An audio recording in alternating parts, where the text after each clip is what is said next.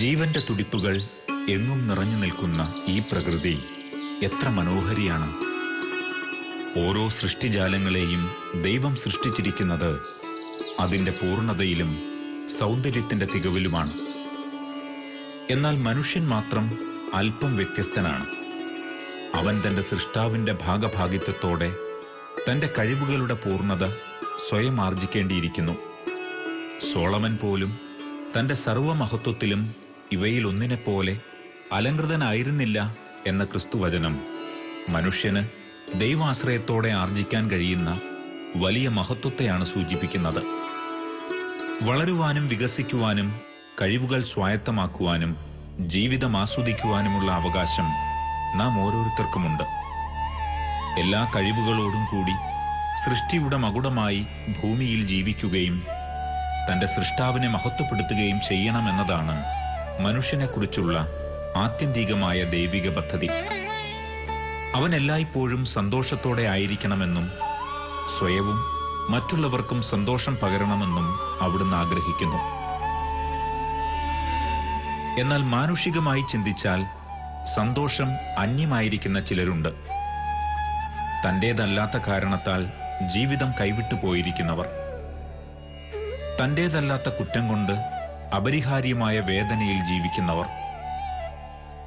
മാനുഷികമായ സന്തോഷങ്ങൾ സ്വപ്നത്തിൽ പോലും ആഗ്രഹിക്കാൻ കഴിയാത്തവർ.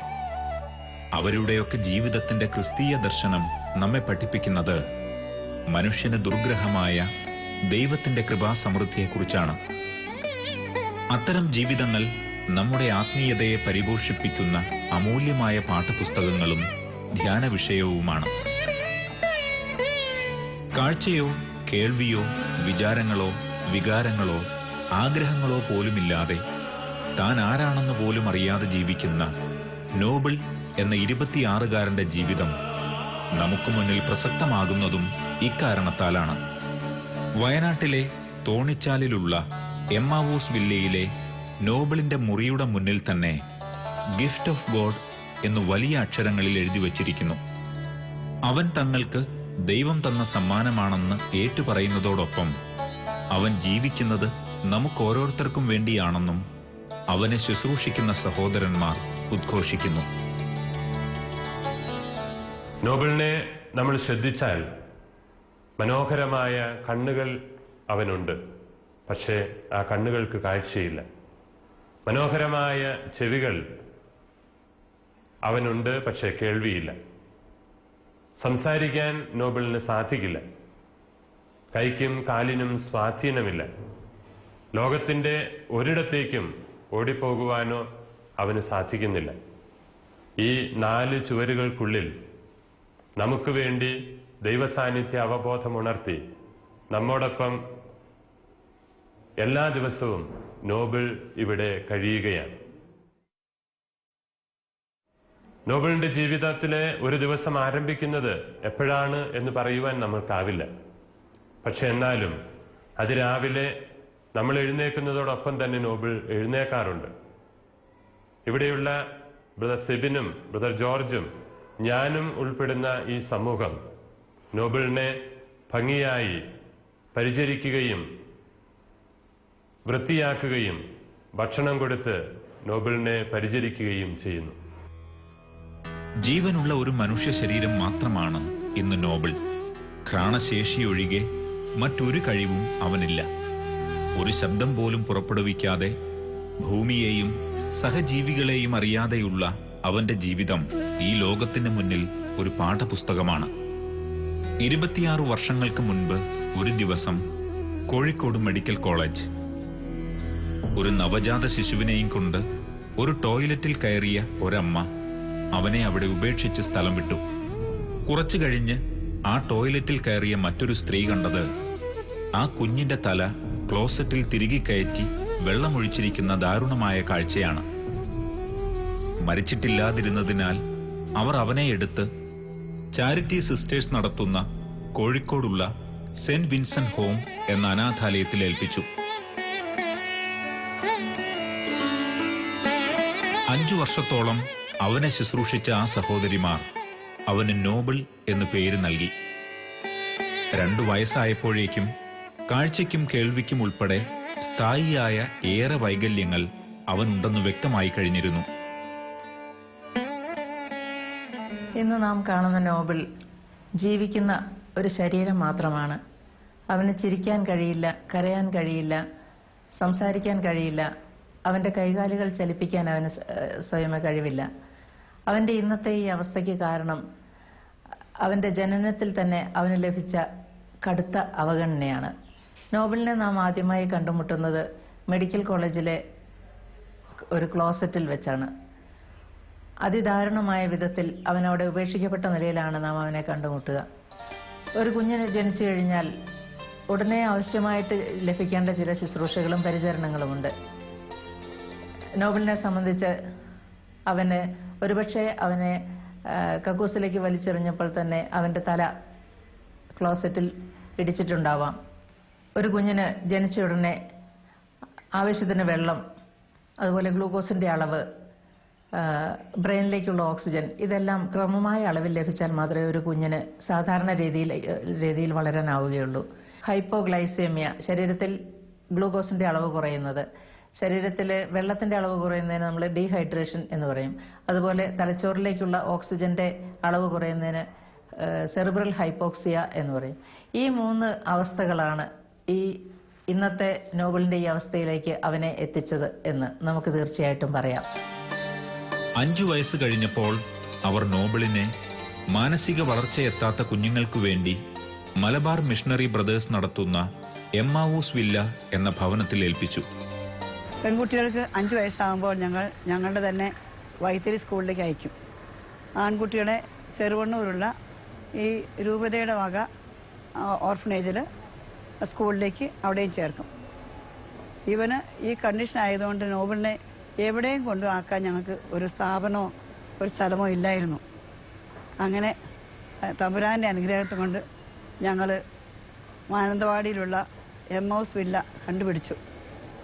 അവിടെ അവനെ കൊണ്ടുപോകുമ്പോൾ ഇൻ്റർവ്യൂവിന് ചെന്നപ്പോൾ തന്നെ അവർ പറഞ്ഞു, ഇങ്ങനെ ഒരു കുട്ടിയെ, അതായത് ഭക്ഷണം കഴിക്കാനോ കാണാനോ കേൾക്കാനോ ഒന്നും വയ്ക്കാതെ ഒരു വെജിറ്റബിൾ ബീയിങ്, അവനെ ഇവിടെ ഇങ്ങനെ നോക്കാൻ വളരെ ബുദ്ധിമുട്ടാണ് സിസ്റ്റർ.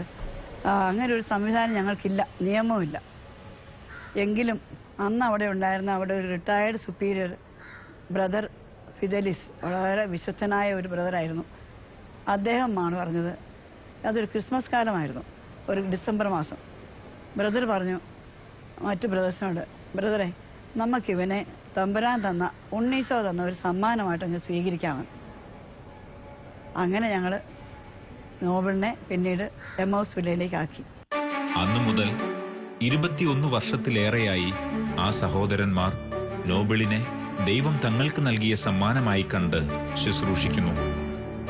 മാനന്തവാടിക്കടുത്ത് തോണിച്ചാൽ എന്ന സ്ഥലത്തുള്ള എമ്മാവൂസ് വില്ല മാനസിക വളർച്ചയെത്താത്ത കുട്ടികൾക്കു വേണ്ടിയുള്ള സ്പെഷ്യൽ സ്കൂളാണ്. അവിടെ പഠിക്കുന്ന 100-ന് മേലെ വ്യത്യസ്ത പ്രായത്തിലും നിലവാരത്തിലുമുള്ള കുട്ടികളിൽ 80ഓളം പേർ അവിടെ തന്നെ താമസിക്കുന്നവരാണ്. അവർക്കിടയിൽ നോബിൾ വ്യത്യസ്തനാണ്.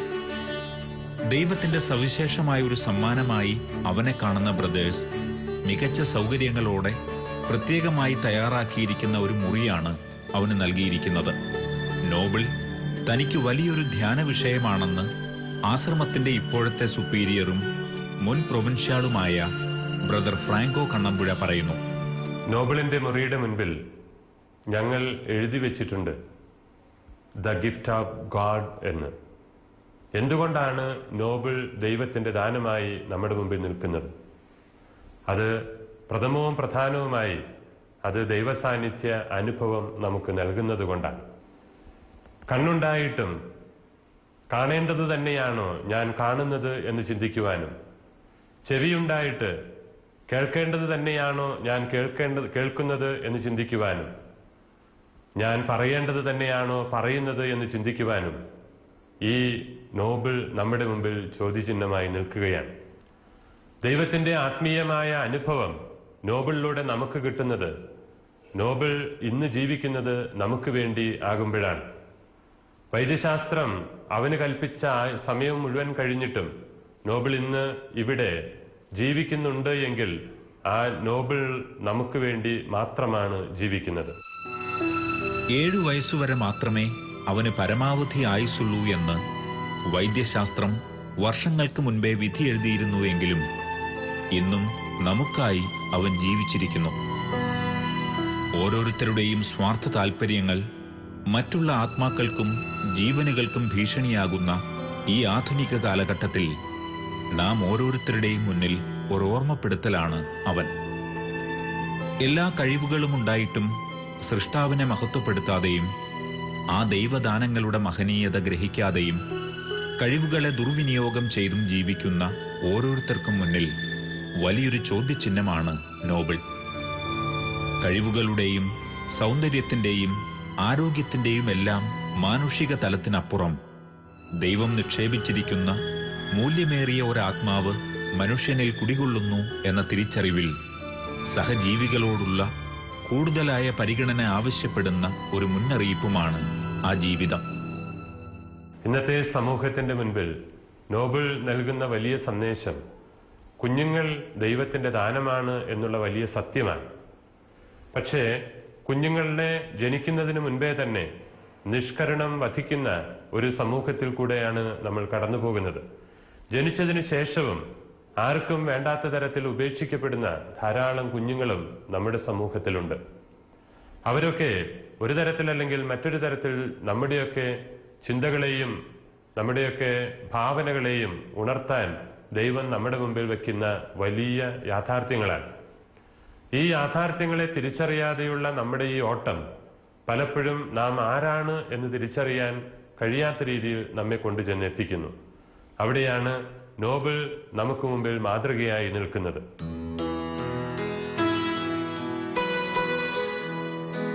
സ്വന്തം സുഖത്തിനും സൗകര്യങ്ങൾക്കും വേണ്ടി ദാരുണമായ രീതിയിൽ അവനെ ഉപേക്ഷിച്ച പെറ്റമ്മയുടെ അവിവേകമാണ് നോബിളിന്റെ ഇന്നത്തെ അവസ്ഥയ്ക്ക് കാരണം. സ്വന്തങ്ങളും ബന്ധങ്ങളും പോലും മനുഷ്യജീവനുള്ള പ്രാഥമിക വില കൽപ്പിക്കപ്പെടാൻ മാനദണ്ഡമാകാതെ വരുന്ന ഈ കാലത്ത് നോബിൾ ഒരു ചിന്താവിഷയമാണ്. അവന്റെ പേരിനെ അന്വർത്ഥമാക്കുന്ന വിധത്തിൽ കളങ്കമെന്തെന്നും സ്വാർത്ഥത എന്തെന്നും ഇന്നോളം തിരിച്ചറിയാത്ത ഈ മുഖം നാം ഓരോരുത്തരുടെയും സ്വാർത്ഥ താൽപര്യങ്ങൾ രൂപപ്പെടുത്തിയിരിക്കുന്ന ദുഷിച്ച വ്യക്തിത്വത്തിന്റെ കഠിന ഹൃദയത്തിൽ ആഴ്ന്നിറങ്ങുന്ന ഒരു കഠാരയാണ്. സ്വാർത്ഥത നിറഞ്ഞ വിവേകരഹിതവും സ്നേഹശൂന്യവുമായ പ്രവൃത്തികളിലൂടെ നാം മറ്റുള്ളവർക്ക് ഏൽപ്പിക്കുന്ന ആഘാതങ്ങൾ ഇത്രത്തോളമോ ഇതിലുമേറെയോ അവരെ ബാധിച്ചേക്കാം എന്ന ചിന്ത നോബിൾ ഒരാളുടെ മനസ്സിൽ നിക്ഷേപിക്കുന്നു. മാനസികമായും ആത്മീയമായും ശാരീരികമായും നാം മറ്റുള്ളവർക്ക് സമ്മാനിച്ചിട്ടുള്ള വേദനകളെ അവൻ ഓർമ്മിപ്പിക്കുന്നു. സ്വന്തം ഛായയിലും സാദൃശ്യത്തിലും ദൈവം രൂപകൽപ്പന ചെയ്ത ഒരാത്മാവാണ് ഓരോ മനുഷ്യ വ്യക്തിയിലും കുടികൊള്ളുന്നത് എന്ന വലിയ ബോധ്യത്തിന്റെ ഉൾക്കാഴ്ചയും നോബിൾ ഈ ലോകത്തിന് നൽകുന്നുണ്ട്. ഭ്രൂണഹത്യയും കൊലപാതകവും മുതൽ വിവിധ വിവേചനങ്ങളും അവഗണനകളും വ്യക്തിഹത്യകളും വരെ ദൈവസന്നിധിയിൽ ഗൗരവമേറിയ തിന്മകളായി മാറുന്നുവെന്ന തിരിച്ചറിവും ഈ നിഷ്കളങ്കമായ കണ്ണുകൾ നമുക്ക് പകർന്നു നൽകുന്നു. ഭൗതികമായ എല്ലാ വിലയിരുത്തലുകളുടെയും അപ്പുറത്ത് കറയില്ലാത്ത മനുഷ്യ സ്നേഹം ആവശ്യപ്പെടുന്ന വലിയൊരു പ്രതീകം കൂടിയാണ് നോബിൾ. മാനുഷികമായ സൗന്ദര്യവും ആരോഗ്യവും കഴിവുകളും ഒന്നുമില്ലാത്ത അവൻ ഇന്ന് പരിഗണിക്കപ്പെടുന്നെങ്കിൽ, സ്നേഹമർഹിക്കുന്നെങ്കിൽ ആ പരിഗണനയെ, സ്നേഹത്തെ ദൈവം അങ്ങേയറ്റം വിലമതിക്കുന്നു. ശാരീരികവും ഭൗതികവുമായ വീക്ഷണങ്ങൾക്കതീതമായ സ്നേഹം തികച്ചും ആത്മീയമാണ് എന്നതിനാൽ തന്നെ ദൈവം മനുഷ്യനിൽ നിന്ന് ആഗ്രഹിക്കുന്നതും അതുതന്നെയാണ്. അതുകൊണ്ടുതന്നെ ശാരീരികമായ ബലഹീനതകളെ പരിഗണിക്കാതെ ദുർബലരെ സ്നേഹിക്കുകയും അവരെ സംരക്ഷിക്കുകയും ചെയ്യുമ്പോൾ അത് വലിയ അനുഗ്രഹത്തിന് കാരണമായി തീരുകയും ചെയ്യുന്നു. ഇത്തരം ചിന്തകളെയെല്ലാം ഒരു മനുഷ്യന്റെ ഹൃദയത്തിൽ നിക്ഷേപിക്കുവാൻ നോബിളിന്റെ ഈ ചെറിയ ജന്മത്തിനാകുന്നുണ്ട്.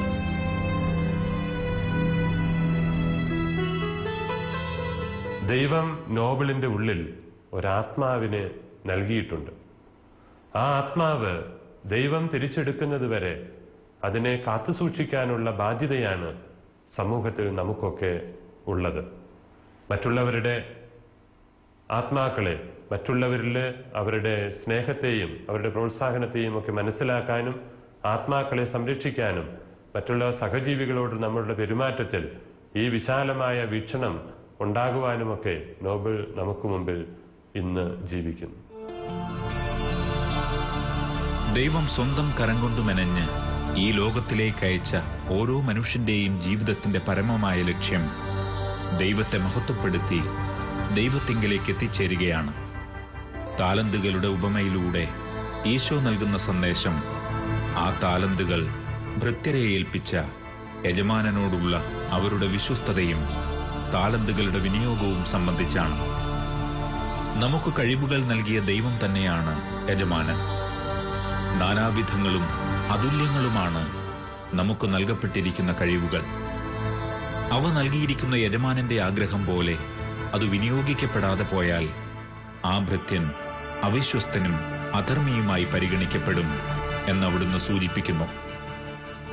ഒന്നുമില്ലാതിരുന്നിട്ടും ദൈവമഹത്വത്തിന് കാരണമായി തീരുന്ന നോബിൾ ഇത്തരത്തിൽ നമുക്ക് മുന്നിൽ ഒരു സന്ദേശമാണ്. എല്ലാത്തരം കഴിവുകളും ഉണ്ടായിരുന്നിട്ടും അവയുടെ ഉപയോഗത്തിൽ വിശ്വസ്തത പുലർത്താതിരിക്കുന്ന നാം ഓരോരുത്തർക്കും മുന്നിൽ ഈ ജീവിതം ഒരു താക്കീത് കൂടിയാണ്. ദൈവത്തിലേക്ക് തിരിയുവാനും അവിടുത്തെ മഹത്വപ്പെടുത്തുവാനും ഓരോ നിമിഷവും വിശ്വസ്തരായിരിക്കുവാനും അവൻ നമ്മെ ഉദ്ബോധിപ്പിക്കുന്നു. അവിടെ കടന്നുവരുന്ന ഓരോ വ്യക്തിയുടെയും ജീവിതത്തെ നോബിൾ ശക്തമായി സ്വാധീനിക്കുന്നു. 5 മിനിറ്റ് അവന്റെ കിടക്കയ്ക്ക് സമീപം ചെലവഴിച്ച് പുറത്തിറങ്ങുന്ന ഓരോ വ്യക്തിയുടെയും കണ്ണുകൾ ഈറനണിഞ്ഞിരിക്കും. തന്റെ ജീവിതത്തെക്കുറിച്ച് ആ നിമിഷങ്ങൾ മുതൽ അവർ ഓരോരുത്തരും മറ്റൊരു കണ്ണിലൂടെ വീക്ഷിച്ചു തുടങ്ങും. അങ്ങനെ ഏറെ തിരിച്ചറിവുകളിലേക്ക് അവൻ ഏവരെയും നയിക്കും.